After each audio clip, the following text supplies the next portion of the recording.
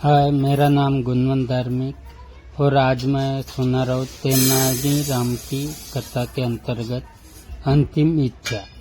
समय के साथ साथ राजा कृष्णदेव राय की माता बहुत वृद्ध हो गई थी। एक बार वह बहुत बीमार पड़ गई।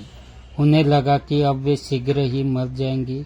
उन्हें आम से बहुत लगाव था, इसीलिए जीवन के अंतिम दिनों में वे आम दान करना चाहती थी। सो उन्होंने राजा से ब्राह्मणों को आम दान करने की इच्छा प्रकट की। वह समझती थी कि इस प्रकार दान करने से उन्हें स्वर्ग की प्राप्ति होगी। सो कुछ दिनों बाद राजा की माता अपनी अंतिम इच्छा की पूर्ति किए बिना ही मृत्यु को प्राप्त हो गई।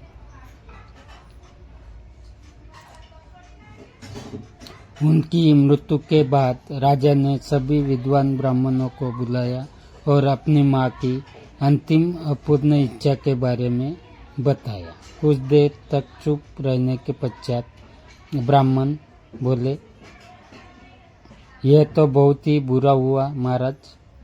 अंतिम इच्छा के पूरा न होने की दशा में तो उन्हें मुक्ति ही नहीं मिल सकती।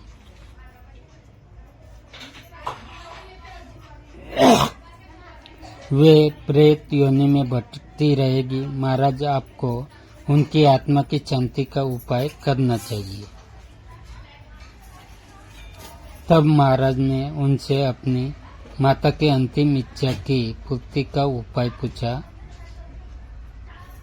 ब्राह्मण बोले, उनकी आत्मा की शांति के लिए आपको उनकी पुण्यतिथि पर सोने के आमों का दान करना पड़ेगा। अतः राजा ने माँ की पुण्यतिथि पर कुछ ब्राह्मणों को भोजन के लिए बुलाया और प्रत्येक को सोने से बने आम दान में दिए।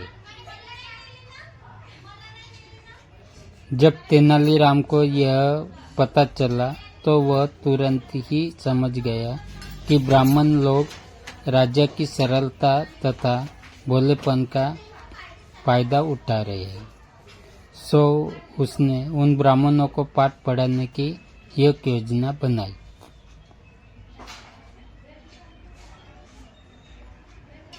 अगले दिन तेनालीराम ने ब्राह्मणों को निमंत्रण पत्र भेजा। उसमें लिखा था कि तेनालीराम भी अपनी माता की पुण्यतिथि पर दान करना चाहता है, क्योंकि वह भी अपनी एक अधूरी इच्छा लेकर मरी थी।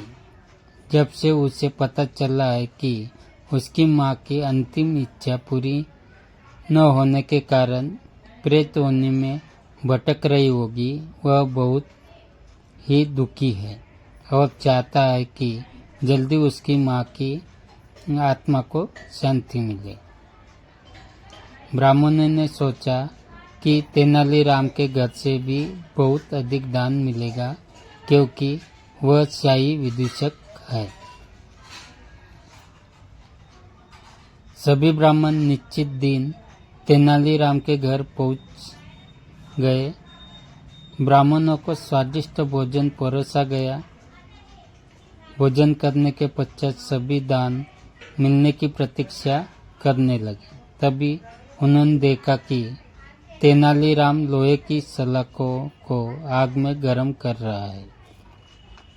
पूछने पर तेनालीराम बोला, मेरी माँ फोड़ों के दर्द से परेशान थी। मृत्यु के समय उन्हें बहुत तेज दर्द हो रहा था। इससे पहले कि मैं गर्म सलाखों से उनकी सिकाई करता, वह मर चुकी थी। अब उसकी आत्मा की शांति के लिए मुझे आपके साथ वैसा ही करना पड़ेगा जैसी उनकी अंतिम इच्छा थी। यह सुनकर ब्राह्मण बौखला गए। वे वहां से तुरंत चले जाना चाहते थे। वे गुस्से में तेनालीराम से बोले कि हमें गर्म सलाखों से दागने पर तुम्हारी माँ की आत्मा को शांति मिलेगी। नहीं माँ साहब, मैं झूठ नहीं बोल रहा हूँ। यदि सोने के आम दान में देने से महाराज की माँ की आत्मा को शांत स्वर्ग में शांति मिल सकती है तो मैं अपनी माँ की अंतिम इच्छा को क्यों नहीं पूरी कर सकता। यह सुनते ही ब्राह्मण समझ गए कि तेनालीराम क्या कहना चाहता है। वह बोले, तेनालीराम, हमें क्षमा करो, हम वे सोने के आम तुम्हें दे देते हैं, बस तुम हमें जाने दो।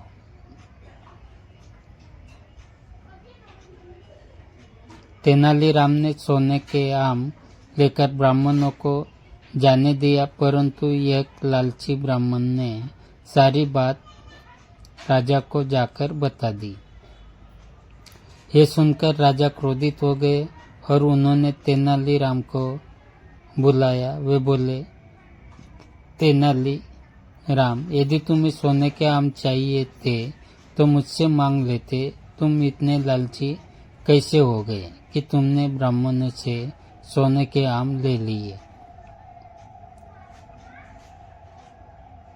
महाराज, मैं लालची नहीं हूँ, अपितु मैं तो उनकी लालच की प्रवृत्ति को रोक रहा था। यदि वे आपकी माँ की पुण्यतिथि पर सोने के आम ग्रहण कर सकते हैं तो मेरी माँ की पुण्यतिथि पर लोहे की गम सलाखें क्यों नहीं झेल सकते। राजा तेनालीराम की बातों का अर्थ समझ गए। उन्होंने ब्राह्मणों को बुलाया और उन्हें भविष्य में लालच त्यागने को कहा।